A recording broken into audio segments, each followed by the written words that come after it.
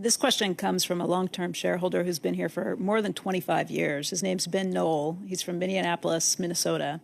And he says, Mr. Munger and Mr. Buffett, after a 15-year period of market underperformance, you're cautious about predicting Berkshire being able to outperform the market in the future.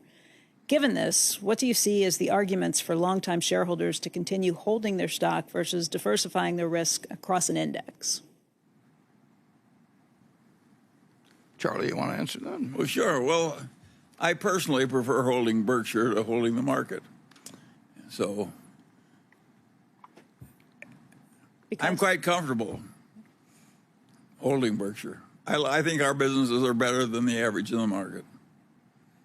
Is it because you don't think the market values it fairly?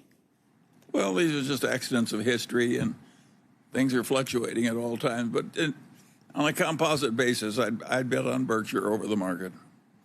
That's assuming we're all dead.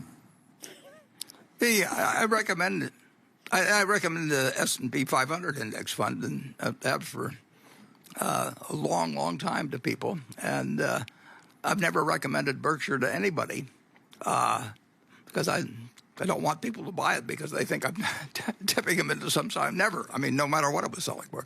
And you know, I've made it public. On my death, there's a fund for my then widow, and 90% will go into an S&P 500 index fund and 10% of Treasury bills. On the other hand, I'm very happy having my future contributions to a group of charities that will be spread over 12 years or so after my death to stay in Berkshire. I think the odds are Berkshire is, yeah, I like it, but I'm not. I do not think the average person can pick stocks.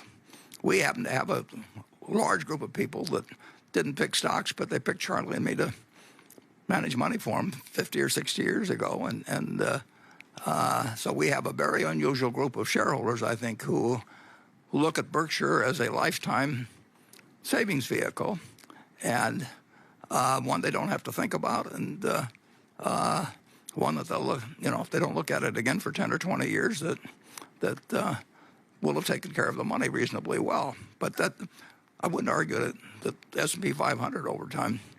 I like Berkshire, but I think that a person who doesn't know anything about stocks at all and doesn't have any special feelings about Berkshire, I think they ought to.